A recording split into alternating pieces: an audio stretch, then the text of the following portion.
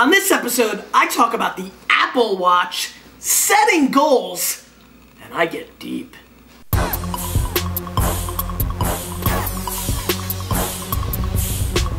Hey everybody, this is GaryVee, Nerd Chuck, and you're watching the Ask GaryVee Show, episode 16. Fun fact about the number 16, I dislike the number. Santiago asks, what do you think about the Apple Watch? Santiago, I've been here in Atlantic City all week and did not watch the performance, so I actually know very little about the Apple Watch. I think it's kind of ironic that Steve's asking me this question, but I chose to answer it, and here's why. I'm gonna answer it philosophically. I actually didn't see all the bells and whistles. I literally know nothing about the Apple Watch. I saw like some random picture in a Twitter feed, but here's what I do know.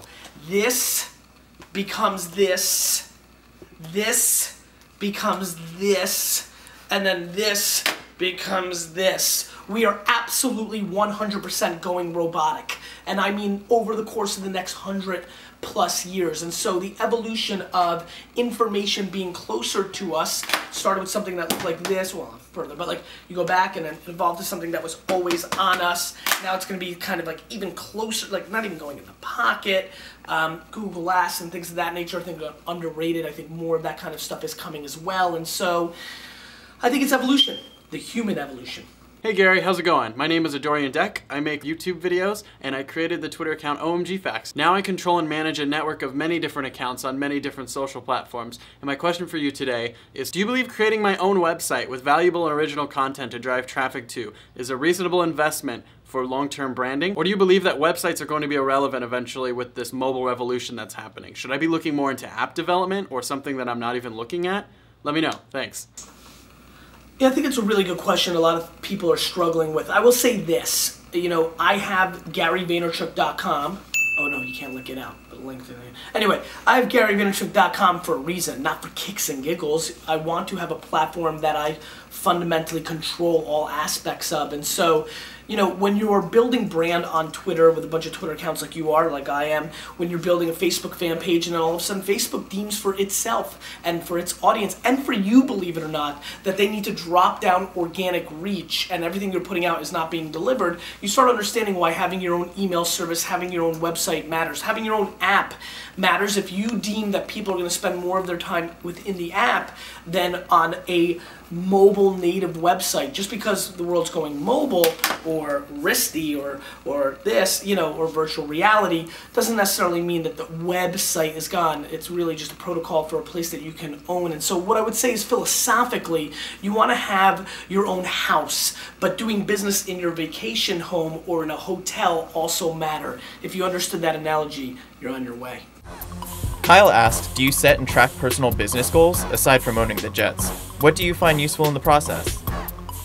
You know, I really don't set any business goals other than to continue to gain leverage. You know, pay forward, provide value to the audience, make money, keep it practical and ambitious, but I don't have a goal of like, I'm gonna get VaynerMedia to 100 million and then this is gonna happen, or the fund is gonna return 3 times its $25 million investment at Vayner RSC and then this will happen, or in 4 years I'm gonna get into the car wash business.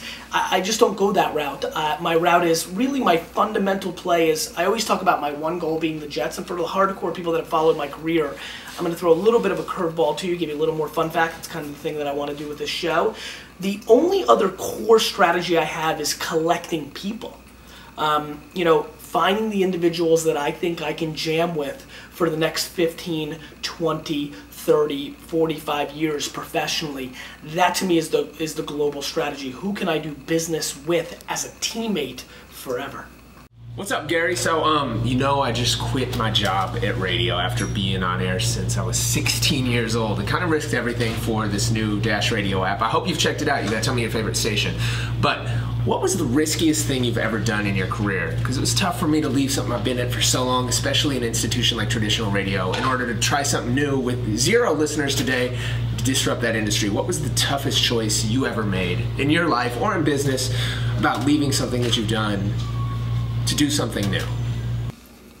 You know, again, the enormous excitement I have behind doing this show, and thank you all for allowing me to do this show, is predicated on the fact that I get to tell you things you've never heard before. I'm going to say something that I've never, ever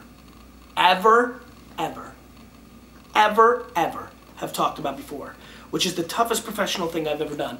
My cliche answer historically has been, leaving the wine library, which is my first love, and that's a very big truth. But as I've started becoming a little bit more in tune with my own feelings and have given this thought, the toughest thing I ever had to do, and Steve, pay attention, you're gonna like this answer. Toughest thing I ever had to do, believe it or not, was make the decision that I was okay with putting myself out there. A lot of you probably have at this point forgotten, because the GaryVee persona and narrative has taken over my career and my Wikipedia and things of that nature. But the first 10 to 15 articles that have ever been written about me in the AP, in the New York Times, in the Wall Street Journal was WizKid Bill's business. That the establishment, the business world, the people that I look up to in ways, maybe not specifically because I don't really have heroes, but like respect their opinions and their accomplishments.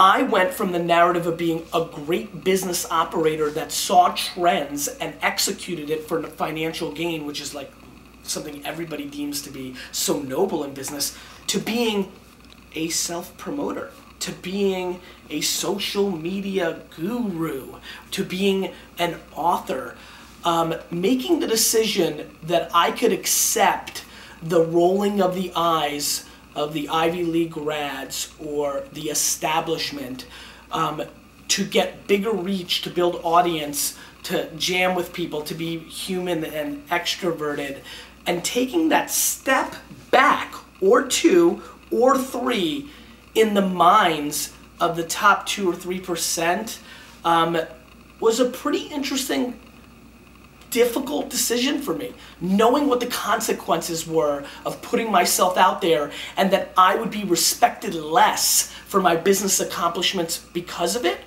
Wasn't the easiest thing that I ever had to deal with, and something that, very honestly, I still continue to deal with.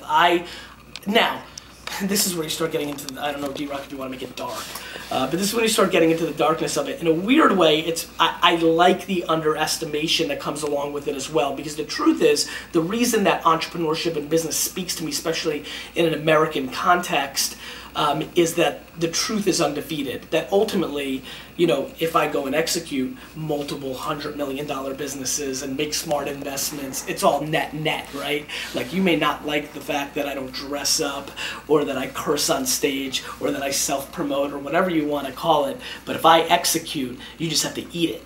And so that was clearly, DJ, that was clearly the toughest thing for me, which was that I was consciously self-aware that I was entering a realm where I would start becoming more disrespected, even though my accomplishments were going to be greater.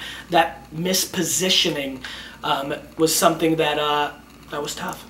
Question of the day. Let's just actually, you know what? That was such a profound question. Question of the day. What is the hardest thing you ever had to do professionally? Because let's be honest, there's way tougher things of raising a child with a disability, or bankruptcy, or pain, or a lot of emotional stuff. So in the context of business, what is the toughest business challenge that you've ever had to deal with?